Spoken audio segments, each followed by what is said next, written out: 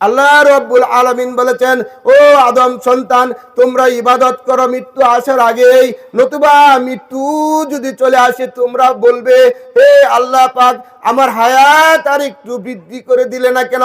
আমি যদি আর একটু সময় পেতাম দুনিয়াতে, যদি আমি আর একটু সময় পেতাম, আর একটা দিন যদি আমি সময় পেতাম, তাহলে আমি বেশি বেশি করে আল্লাহর ইবাদত করতাম।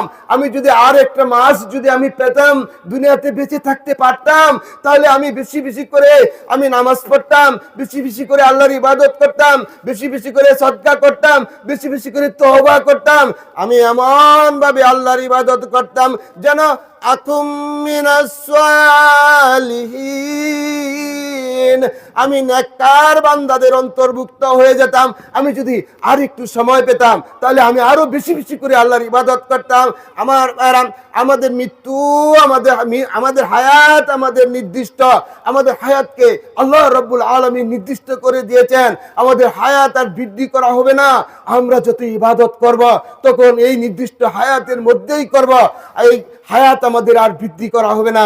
এই জন্য আল্লাহ তাআলা বলছেন, তোমরা যত ইবাদত করবা, এই হায়াতের মধ্যেই তোমাদের করতে হবে। কারণ মৃত্যু, যে কোনো সময় মৃত্যু আমাদেরকে ধরে ফেলবে।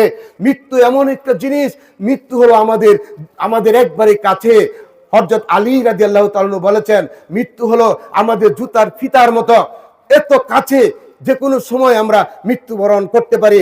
এই জন্যই আল্লাহ তাআলা বলেছেন, ও আদম সন্তান, যে মৃত্যুর ভয়ে তোমরা পালাচ্ছ, যে মৃত্যুর ভয়ে তোমরা পালাচ্ছ, সেই মৃত্যু থেকে তোমাদের রেহাই তোমরা পাবে না। অবশ্যই মৃত্যু তোমাদেরকে ধরে ফেলবে।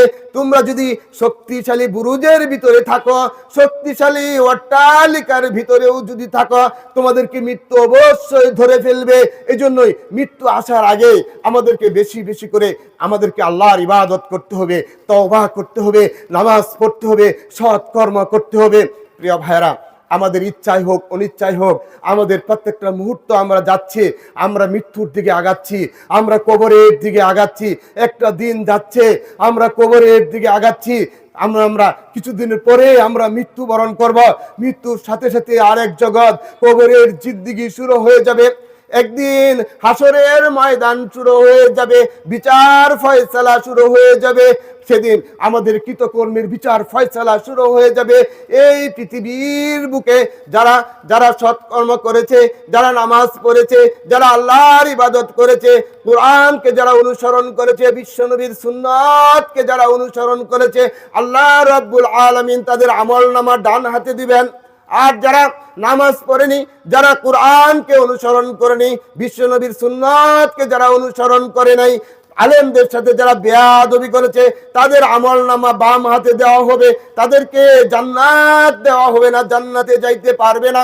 আমার বিশ্বনবী বলেছেন, হাদিস শরীফে এসেছে, সূচের ছিদ্র দিয়ে উট গমন করা সহজ হইতে পারে, সম্ভব হইতে পারে, কিন্তু এই দুনিয়ার বুকে যারা ইসলামকে অস্বীকার করেছে, কোরআনকে যারা অস্বীকার করেছে, বিশ্বনবীর সুন্নাতকে যারা অস্বীকার করেছে, তাদের জান্নাতে যাওয়া এমন অসম্ভব।